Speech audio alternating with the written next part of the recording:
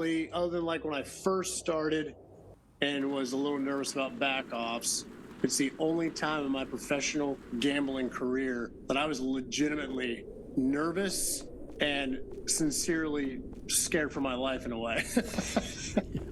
So for those who haven't read the story yet, can you give us just a little quick summary of what the story was? Yeah, so I was in Vegas and going to one of the quintessential card counting casinos in Vegas, one that a lot of times gives you time. And I felt really confident in how I behave at tables. So, I just went to the high limit room and intended on just play all strategy, sit down, put my feet up, and see how long I could last.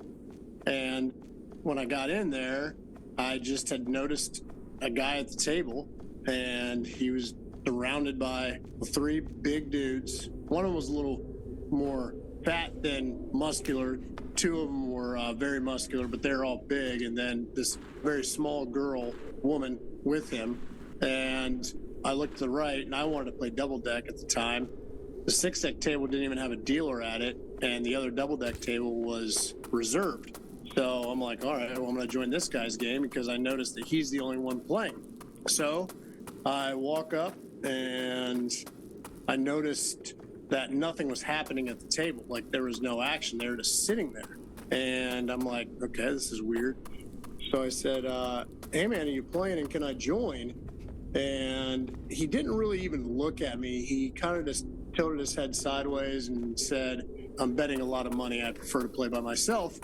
And I was like, okay, cool. I respect that. And he pointed out the table next to him that was empty. And I said, well, that one's reserved. And he said, no, it's reserved by me.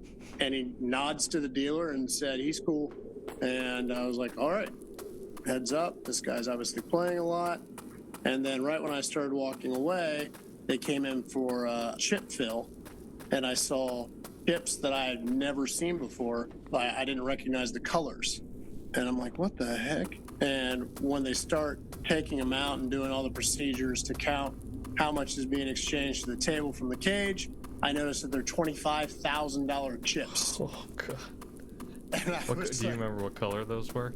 Man, I thought about that the other day. I want to say that they had yellow in them. Solid gold chips. Yeah, right. I honestly don't remember. Also, fun fact, I'm colorblind, so it's probably not even worth it. Don't get us started on that. Colorblind. Right. It can be very confusing. What was the minimum bet that the guy was playing at the first table? Do you remember what the minimum was? What he was betting? Yeah. Like, was it $100 min, 500 min, or? Oh, you mean the min at the table? Yeah. You know what? I didn't even pay attention to that. Like, so you're wondering if he possibly upped the limit to the table or something like that? Yeah, I did not even pay attention to that at all. But later in the story, I play with him, and I'm betting 2 hands of 100. So yeah, it was probably like just a standard table, and he just had the authority to say nobody can play. So anyway, I'm like, wow, that's a lot of money. And to myself, I say, there is probably a very small chance that I am being looked at if this guy's swinging so big. For the non-pros out there, one dealer mistake is very costly for the house. Yeah.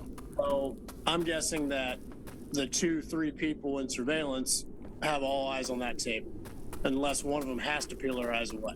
So I sit down at the end of the table, I start playing, everything's fine, and I mentioned to the dealer, so, is that a regular over there, pretty big player, whatever, and she nods, and then the guy ends up looking over at me, and I realize, holy crap, that's Dana White. And I'm like, is that Dana White? I said it quietly, which is difficult for me to do. And she looks at me and says no out loud, but kind of nods her head up and down. And I'm like, okay, cool. So I get it. And I was like, well, thinking to myself, that's cool. So anyway, I'm like, this is good, right? So I'm playing.